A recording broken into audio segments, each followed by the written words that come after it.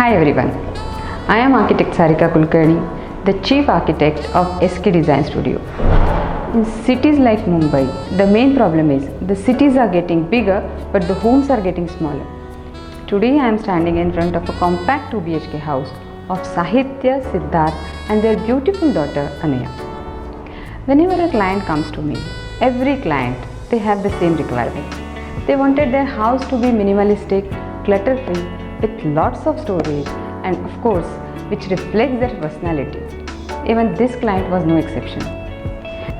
We have started this house in lockdown and we have completely transformed this house. We have changed flooring, furniture, plumbing, bathrooms and kitchen. You will see the effect of before and after pics in the video. Since this house is a compact 2 BHK house, we decided to use one single tone with little bit of pop-up colors, except for their daughter's room.